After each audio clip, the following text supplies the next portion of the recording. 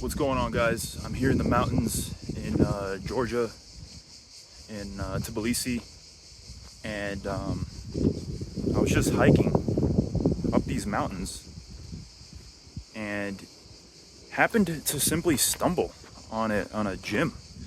It was freaking amazing, like an abandoned gym in the middle of the fucking mountains. So I've just been sitting here, glorying in my good fortune, and I'll show it to you. It's basically abandoned. It's all rusted out, probably from the Soviet era. Some kind of wooden bench press with a log.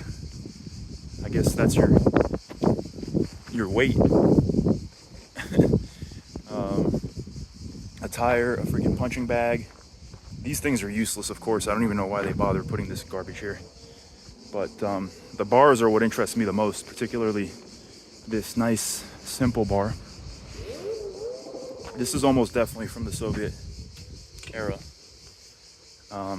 This, I don't know what the fuck this is. Some kind of DJ, like you practice being a DJ. But what's crazy is there's no real roads that come here, just these little tiny trails. So it was a true blessing for me to fucking find this place. And I've been craving a gym like this where I don't have to be self-conscious in any way, and I could just work out in the weirdest ways I want to, borderline naked. I mean, there are these cable cars up above here, which are kind of annoying, but other than that, I can make noise, I can fucking do like breathing techniques, I could meditate, I could run up this fucking hill and come down and do all kinds of non-linear workouts. And I wanted to expand on that concept a bit, the non-linear workouts. I made a video about this the other day where I kind of showed you a warm-up, but this is another example of a non-linear workout. So I came from all the way down this hill, and I climbed this hill, and that was already kind of a non-linear workout. And Nassim Taleb talks about this, how like there are not many skills that are non-domain dependent, but one skill that's domain transferable is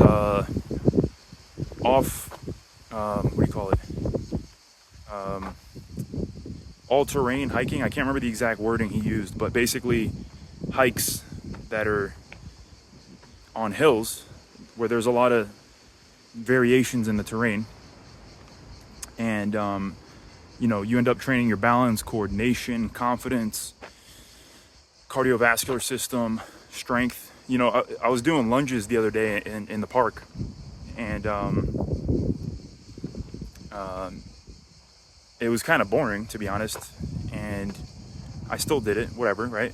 But then I'm climbing up this fucking mountain, and I'm basically lunging in all kinds of different angles to get up this mountain. And the funny thing is, it doesn't even feel like work when I do that. Like when I'm climbing this mountain, I'm so immersed in the experience that I don't even feel like I'm doing lunges.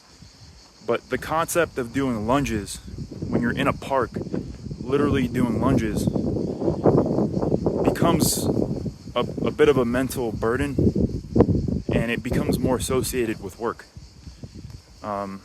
That's the power of the psychological aspects of training.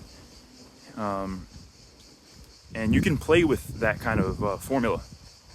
When you design your workouts and when you try to get yourself motivated, it helps to sort of keep things in mind like that. And this morning, I knew I had to work out, and I was kind of dreading it, to be honest, today. I wasn't particularly energized today. But I told myself, just go to the park and train. And I knew I had to just get into my body today. Like, I couldn't really set a whole goal of what I was going to do. I wasn't going to set a whole goal of like, oh, I'm going to do 5 sets of this or 10 sets of that or whatever. I had ideas of what I would have liked to do, but I was feeling a ton of resistance. And then instead, I just chose to go up this hill. And going up the hill conceptually was very simple, right? I didn't have to sit there and think about sets and reps and all this other shit. I just had to think, go up the hill and go at a pleasurable pace. And then the gods threw me this little gem. So by the time I got up here, I was already warmed up. And of course, I ended up doing a few sets, and again, in a non-linear fashion. So did a bunch of lunges to get up here. So that was my leg training. And then did some, hit the bag. So that was my striking, some cardio. Did some kicks on the tire a little bit. Did push-ups on the bar, so I didn't have to get my hands in the dirt. Did some pull-ups and leg raises on this bar, and did some like monkey bar stuff over there. That's my grip and forearms and stuff. And then I even ran up this fucking hill a couple times. And again, I didn't stress about the sets. I didn't stress about the reps. And this is, in a lot of ways, how I train, and during periods of low motivation, I really highly recommend this style of training, because what it does is it psychologically prepares your mind for harder training later, while continuing I'm like looking around to see if there's like animals and shit here. But what it does is it kind of psychologically keeps your mind primed. It keeps it in a state of readiness to potentially do harder training sessions later on, if that's your goal. Now that I'm kind of warmed up and I'm like, my blood is flowing, you can bet I feel totally different than when I felt this morning. And I was still in my house, and I was still kind of like, stiff, just because I woke up, haven't really moved around yet much. I was just sipping coffee. And it's just,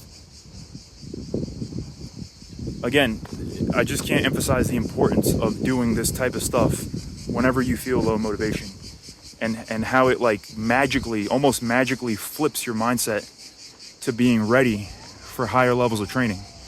A really good book that talks about this concept in more depth is called Tiny Habits by BJ Fogg. He's one of the guys that designed the evil addiction software of Instagram. But you can kind of see this mechanism in detail. The way he describes it was really interesting. I read the book in like a day. It gets pretty complicated. I should probably revisit that book to see if I can get the more technical points of it now. I read it about 6 years ago, maybe 5 years ago. But whenever you're in a period of low motivation, try some of this stuff. Also, treat your first few workouts as quote unquote reconnecting with your deepest, with your mind, with your body, and really the body-mind connection. It's the relationship between the conscious mind and the kind of the it's like connecting to your own blood flow, connecting to your primal instinct. It's a spiritual practice in a lot of ways. Like, there's a lot of spiritual traditions that revolve around this kind of mind-body connection. Notably, Qigong and the Chinese practice, emphasizes this kind of body-mind connection. There are other traditions as well, like the Native Americans had the dancing rituals. I was recently reading about the ghost dance, which is about, it was a dance that they invented in response to the European colonizers winning, and like they were trying to invoke some kind of spiritual deity, or kind of, basically they thought this dance would help bring about their victory. And I don't know too much about the rest of the story, but obviously the Native Americans are not really the dominant majority of the U.S. But the point is, many different cultures have recognized the importance and power of this type of practice, the mind-body connection. And like, I think in the East as well, if you look at like India and where the tantric traditions come from, they talk about the Kundalini, which is like the sexual energy at the base of the spine. And there's certain practices that they do with their breath, and I don't know if they incorporate yoga or not for this, although I know in the modern day I'm sure they do, because there's a lot of modern takes on this stuff. Like Kundalini is big in the West, especially on the West Coast, where a lot of this stuff is kind of big.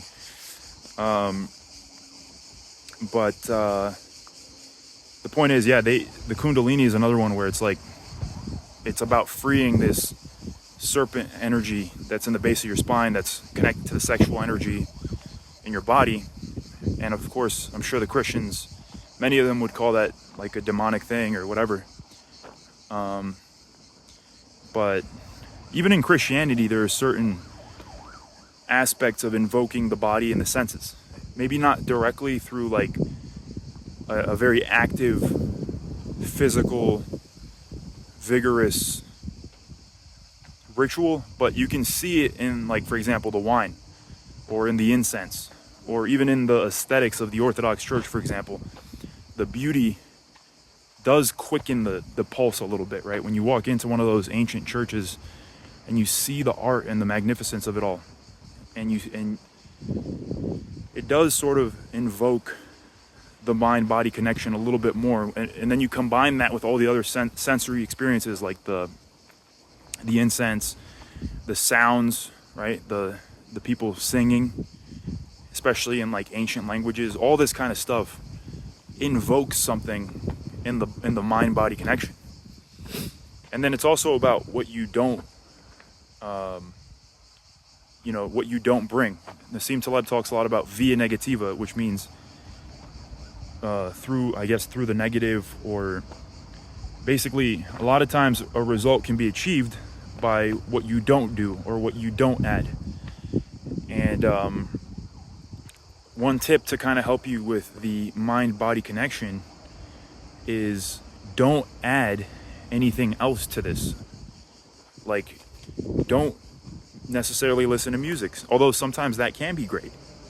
But see what happens when you kind of fast from all the information.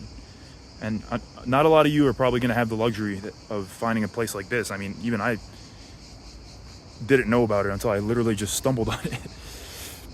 But here I'm fasting from a lot of noise, from the roads, the fucking gym music, the distractions of like women in their tights working out right in front of me, like bending over and shit. I've had moments where that was like overwhelmingly distracting, and I had to literally leave that section of the gym and stuff like that.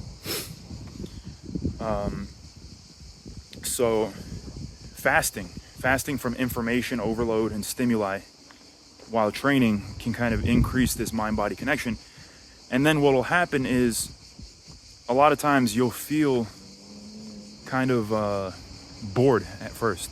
Like your mind is so used to having stimulation that it doesn't even know what to do when you suddenly take it all away. So the first like 10, 20 minutes, sometimes longer, you'll feel kind of numb to like nature around you, or to the silence, or even to your own connection to yourself. It'll feel kind of like fruitless. It won't be that enjoyable. But if you stick with it, what you'll find is eventually you'll adapt, and you'll sort of merge, or your body and mind will sort of calm down a bit, and like your sensitivity will return. And you might even say it's like a dopamine sensitivity. I'm sure you've heard of the dopamine detox. It's similar. It's a similar dynamic that I'm talking about, obviously. And then when you come down from the mountain, I feel like I'm a freaking ancient Greek right now, like in the gymnasium. And then when I come back down from the mountain, I can re-engage with the world with more sensitivity, more awareness, more deeply anchored in my own body. And then, of course, when you're coming from that place, you look at like The Way of the Superior Man, and one of the first chapters, he talks about the wording. I don't know exactly right now, but it's basically like everything comes second to your deepest realization.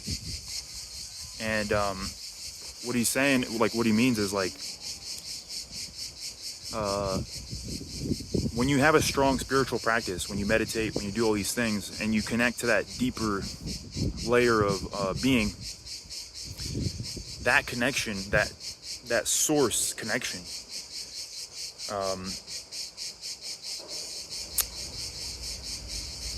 that's sort of the place that you want to be, like, kind of merged with the most. And in a way, he advocates for you to like prioritize that, like above everything. And when you're sourced in that, in my example, I'm using sourced in like the depth of your own body-mind connection, and like the fasted state of stillness, you function more powerfully, more elegantly, more gracefully, more intelligently. You respond to things more intelligently. It doesn't give you access to the future and prediction and all this other shit, but it gives you a sensitivity that allows you to act, again, more skillfully, more beautifully. It kind of re-energizes you and helps you snap out of the incessant monkey mind,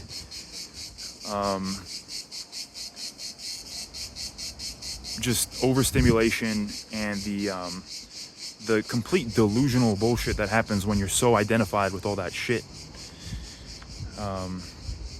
So yeah, this is the nonlinear training is really, it goes beyond just getting more fit and being healthy and being better looking and all that kind of stuff.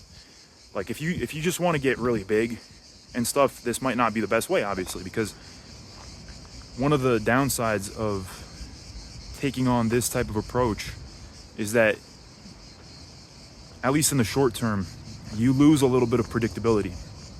Like you end up moving slower, right? Like you can't really predict that in 2 weeks you're gonna hit some number on like your weight goal. Like that kind of mentality isn't for you.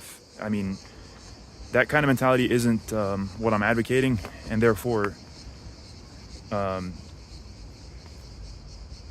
this is a different style or philosophy on training. This is something that borders on the spiritual for me, anyway.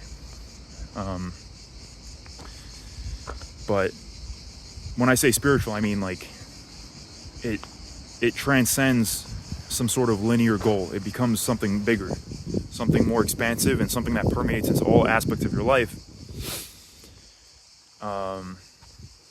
But anyway, didn't really mean to get too esoteric on this one. I just wanted to kind of introduce some more ideas around nonlinear training. And for me, I try to stick to not necessarily using machines. I don't really use them at all. Every once in a while, I'll use them. If I'm like with a friend and he's using them, I'll use them. Sometimes I think for injuries, it could be kind of interesting to experiment with machines, but other than that, I usually just do very simple training, and I try to refine the simple movements, the squats, the push-ups, the jump squats, maybe handstand push-ups.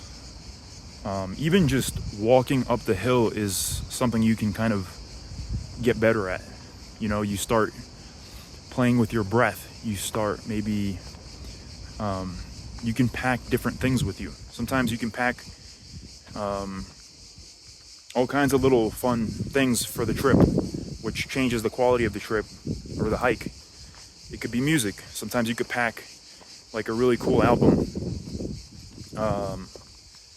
with like just really inspiring music, and you could even pack your journal and then transform the training session into like partly a journaling session. I do that all the time too.